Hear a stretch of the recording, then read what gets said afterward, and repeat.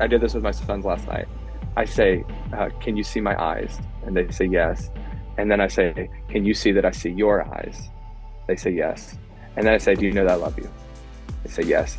And then I say, do you know that I love you no matter what bad things you do? Yes. Do you know that I love you no matter what good things you do? Yes. And then who else loves you like that? And they say, God does. And then I say, rest in that love. What's up, guys? Welcome back to DadAwesome. Today, episode 339. I have the next installment of this summer series, DA+3 Group Guides. So we are just putting a ton of emphasis around let's do this dad life together. Let's not be DadAwesome alone. Our own content, our own learning, our own in the earbuds. Just listen to DadAwesome and go try to be a better dad for our own kids. We're saying let's do this together. Let's activate dads to gather some other dudes. Let's do stuff together and let's learn. So these are short 10 to 15 minute podcasts going back into the archives of DadAwesome. Today we're going back to episode 253. This is Justin Whitmel Earley. He wrote the book Habits of the Household, one of our favorite episodes over the last 6.5 years. This goes back about 2 years ago though. To this conversation, I'm going to take my top 5 learnings. So I just grabbed 5 top insights, and then right in your podcast app, you're going to have 10 discussion questions. You can use these questions to dive into conversation. So here we go, from the conversation with Justin Whitmel Earley, and this is a lot about habits because we really focused in on his book, Habits of the Household. So the first takeaway is new day, new start.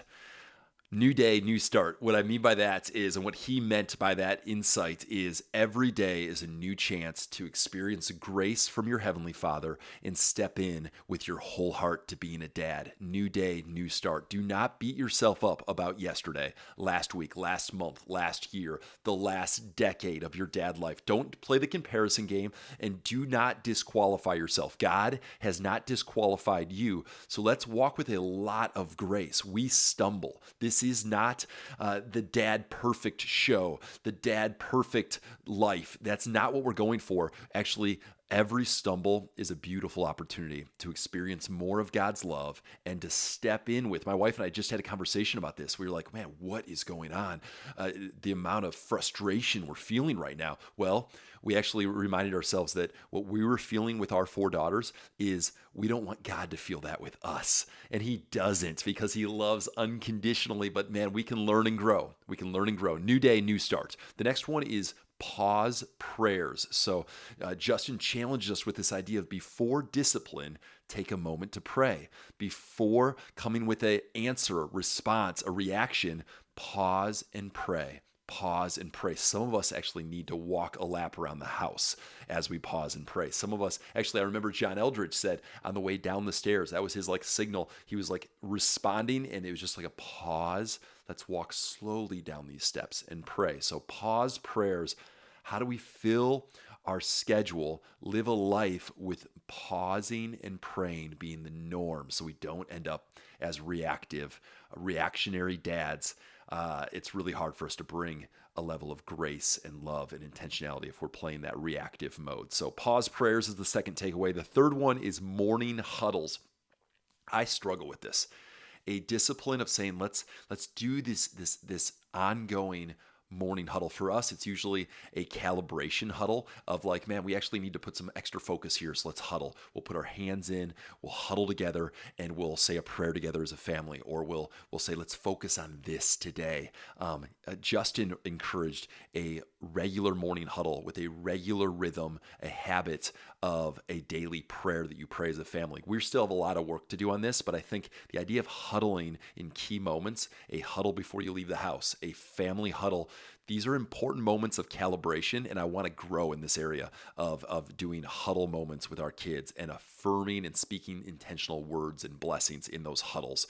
And it steers the family. So morning huddle. The fourth one is bedtime rituals. I want you to hear directly from Justin on this one.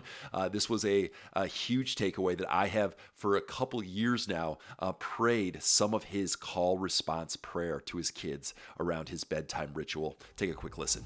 So I was talking about this with one of my pastors, and he recommended I tried doing a bedtime liturgy. with my kids. I came back and I wrote my first bedtime liturgy with the boys. The back and forth, if you read the book, you read this in the first couple pages. It's just a short, I did this with my sons last night. I say, can you see my eyes? And they say yes. And then I say, can you see that I see your eyes?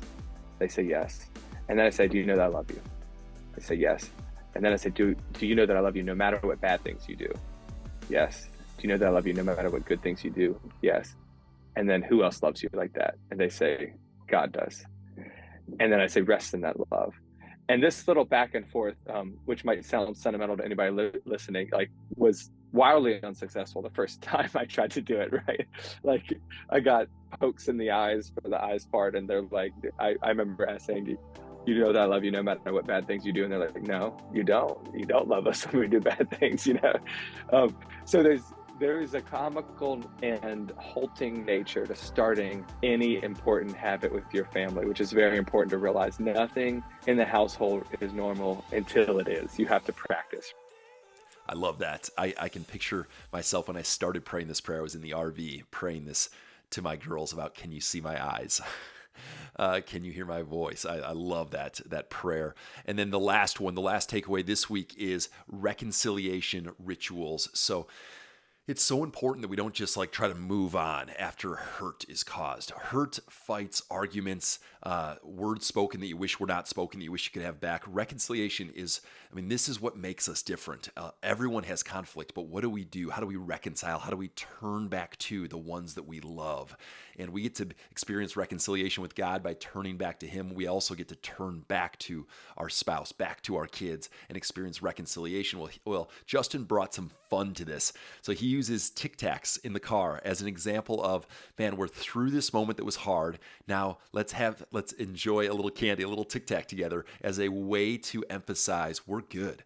Tickling, intentional tickling as a way to say we're good. There's grace here. There's forgiveness. We have experienced reconciliation with your wife. It could be a moment of a hug or a kiss. I think there's playful ways to bring tangible, like let's say ritual that helps us know we're good. There's not a problem here. Laughter, tickling, celebration, hugs, kissing. These are specific ways, and he even goes into a few other ones. Reconciliation rituals. How do we grow in intentionality around we're good, and we're not only good, we like each other. We don't only love each other and forgive each other and are reconciled, but we like each other. And that's what the delight of tickling or laughing or joking or sharing a celebration or a hug or a kiss can do. So that was the last one, reconciliation rituals. So these are the top 5 from my conversation a couple years ago with Justin Whitmel Earley. Guys, thank you. Thank you for joining us this week. This was episode 339, the DA+3 Group Guide. This summer series, we're praying is helpful. If nothing else, man, send a voice text to another dad saying, hey, take a listen and send me your thoughts. You can even dialogue. If you're not in proximity to another dad who you're growing with, you can even use some digital form of back and forth, a phone call, a FaceTime call, a voice text, a Marco Polo. Like, use whatever you can to dive a little deeper this summer. Guys, don't journey the dad life alone. Praying for you guys, cheering for you this week.